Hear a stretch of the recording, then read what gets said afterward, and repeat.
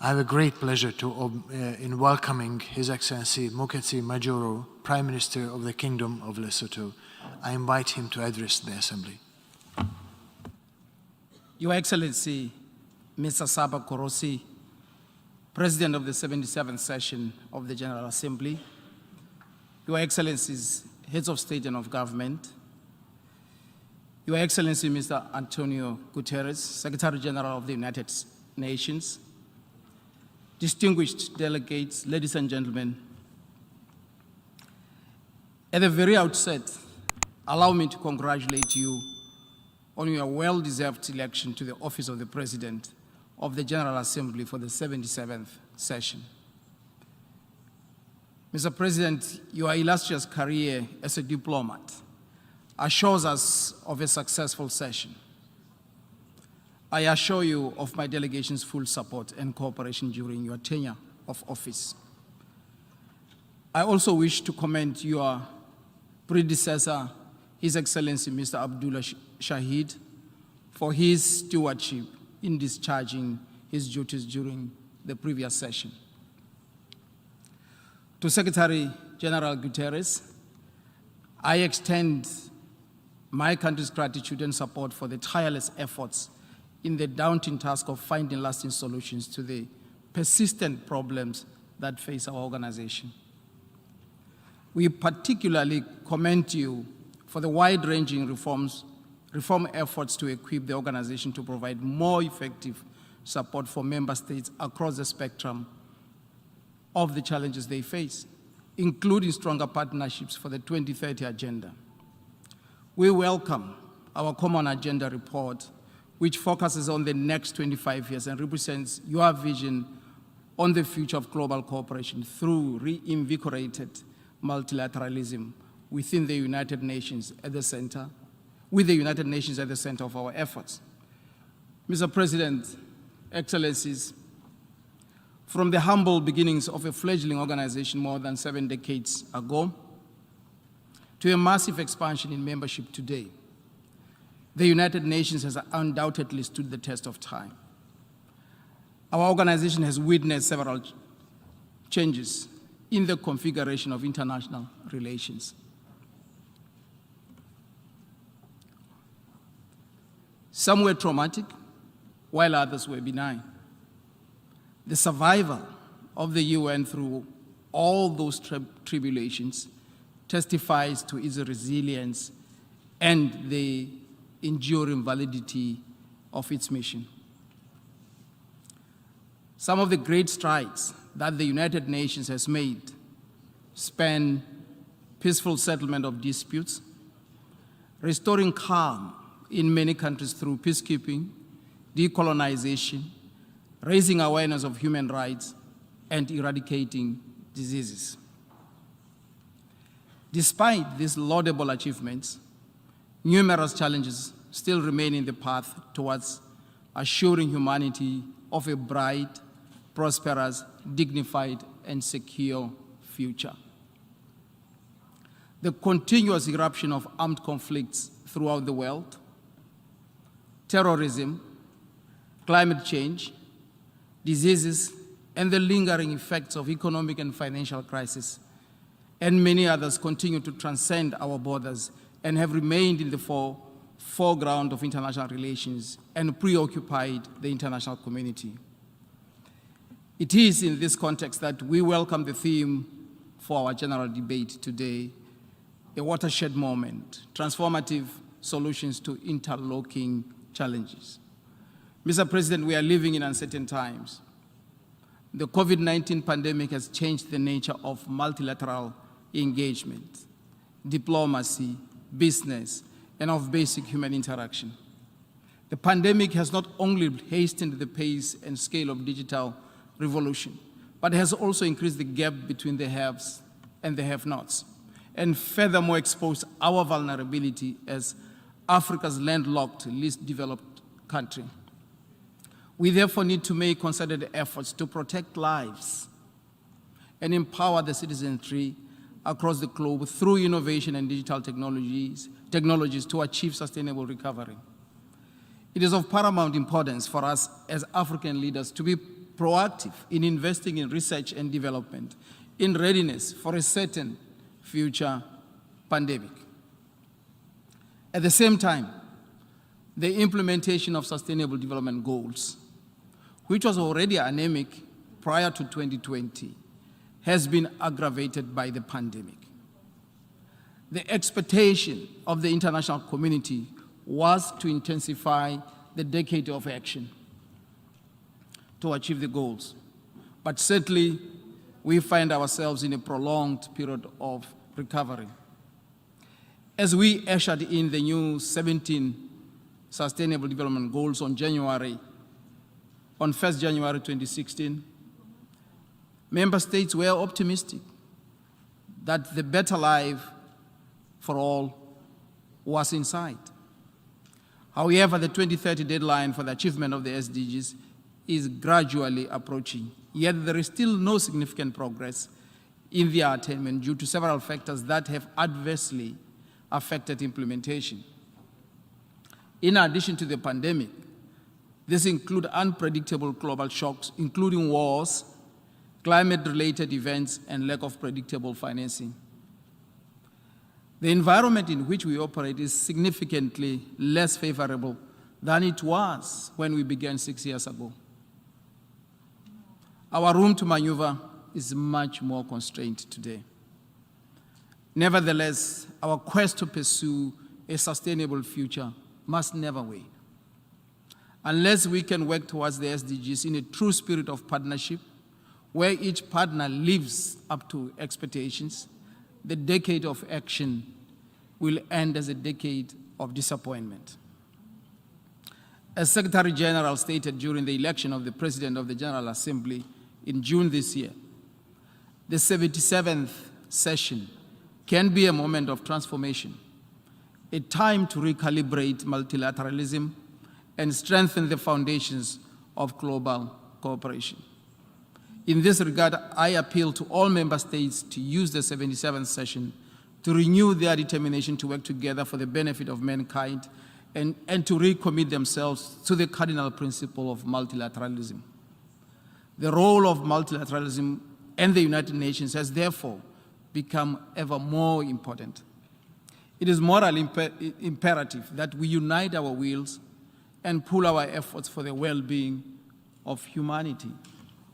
Mr. President, just recently, Lesotho was among the 45 countries that presented their voluntary national reviews during the high-level political forum on sustainable development.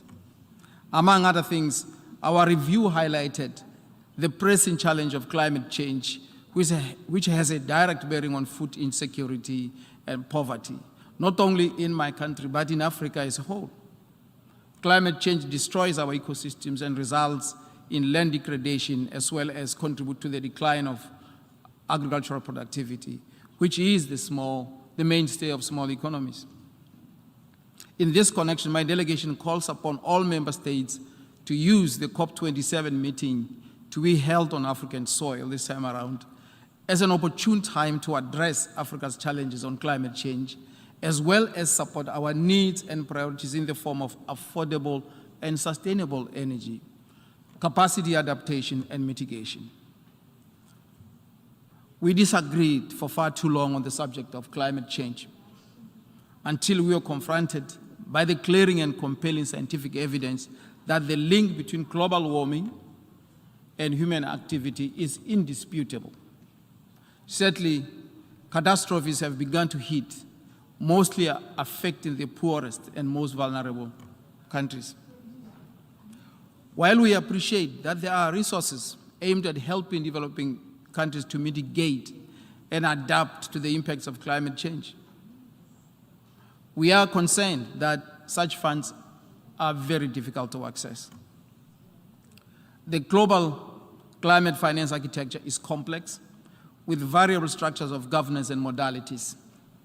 Some finance is channeled through multilateral agencies, sometimes even outside the funding mechanisms of the United Nations Framework Convention on Climate Change, and some flows through bilateral development assistance institutions, thereby making coordination very difficult.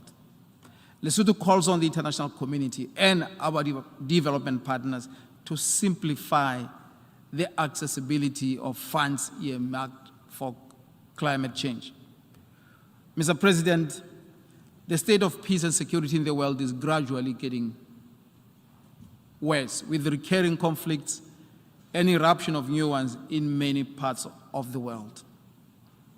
The emergence of new extremist groups and terrorist entities has not only compounded the problem, but is a stark reminder that we must act collectively to discharge the moral responsibility resting on us to ensure that people everywhere enjoy the right to peace and enjoy the right to development and the sanctity of life.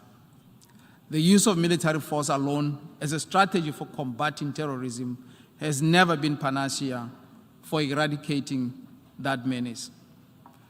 Terrorism requires a holistic approach that addresses its root causes.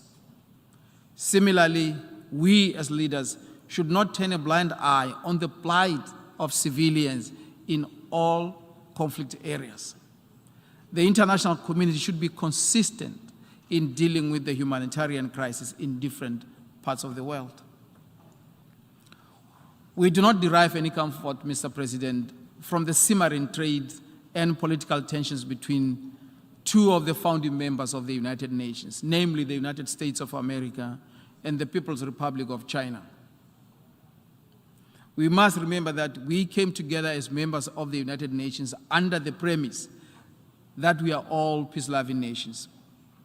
The United Nations Charter enjoins us to practice tolerance and live together in peace with one another as good neighbors, and to unite our strength to maintain international peace and security, and to employ international machinery for the promotion of economic and social advancement of our peoples.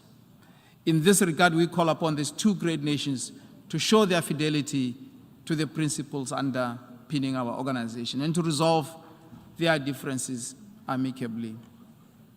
Military power and aggression can never beget peace. In the same vein, the ongoing war in Ukraine and other parts of the world inflict a reputational carnage on our beloved organization.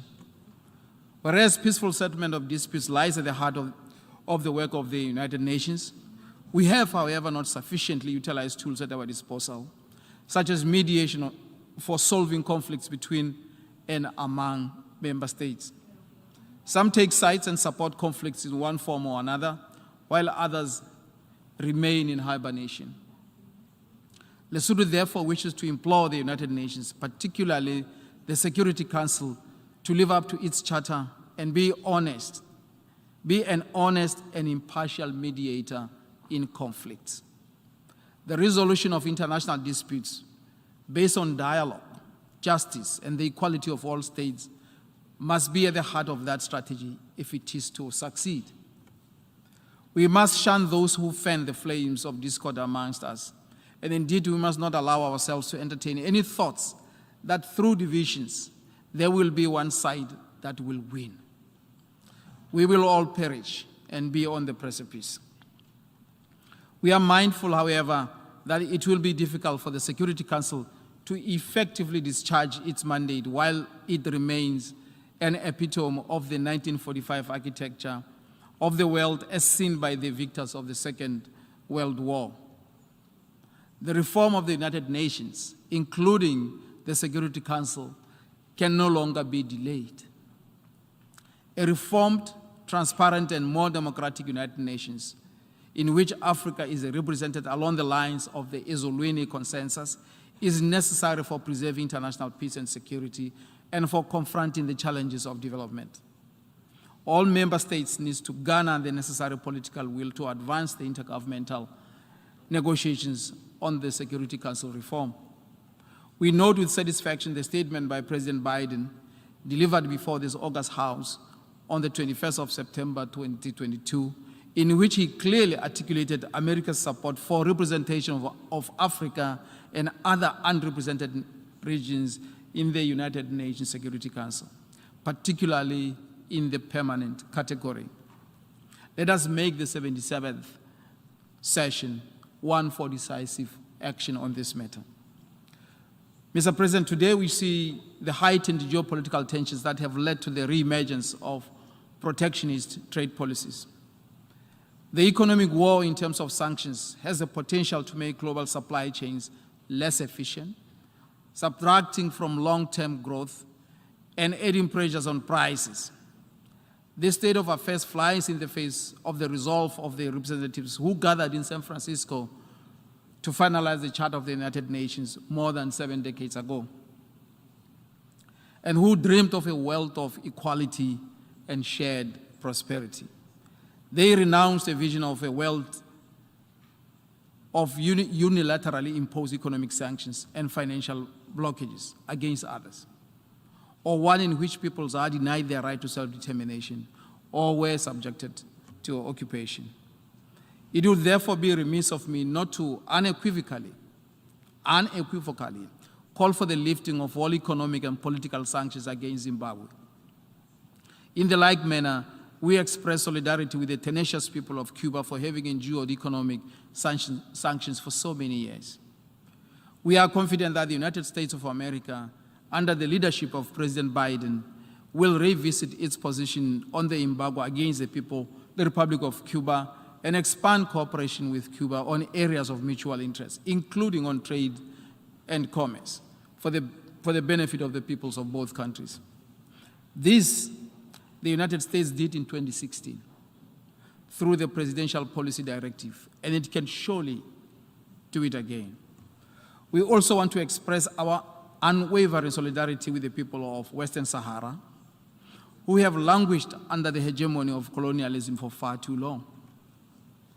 I also wish to underline, in particular, the General Assembly Resolution 40/50 of 2nd December 1985, in terms of which the Assembly reaffirmed the fact that the question of Western Sahara was a question of decolonization, which remained to be completed on the basis of the exercise by the people of Western Sahara of their inalienable right to self-determination and independence.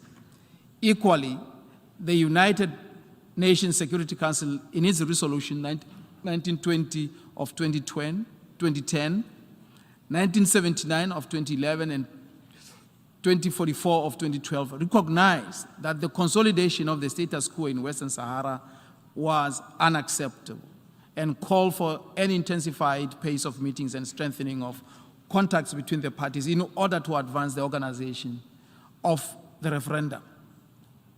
We call upon the international community to intensify efforts to bring to an end the question of Western Sahara. In the same vein, we express our unwavering support for the people of Palestine. Since the founding of the UN, the question of Palestine has been at the center of the agenda of our organization. Yet today, the Palestinian territory still remains under foreign occupation, and its people endure untold pain and suffering. We call on the United Nations to intensify its efforts to achieve a comprehensive, just, and lasting settlement of the question of Palestine. Mr. President, allow me to conclude my remarks by pointing out that the regime of the Charter of the United Nations has so far done its part in preventing a third world war, thereby fulfilling one of the dreams of the architects of our beloved organization. The continued success and the relevance of the United Nations will depend in large measure on its capacity for self-renewal and in readiness to meet modern-day challenges.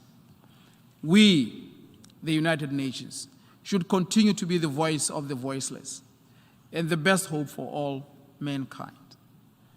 Now is the time for leaders everywhere to join the race for transformative action that can drive peace, democracy, respect for human rights, and the rule of law, as well as human dignity, economic competitiveness, and sustainable prosperity for all. Lesotho will continue to be persistent and a resilient part of that initiative. I thank you. On behalf of the Assembly, I wish to thank the Prime Minister of the Kingdom of Lesotho for the statement just made, and I request protocol to escort His Excellency. I'm a king, yes, I'm a king. I think I'm a king, oh.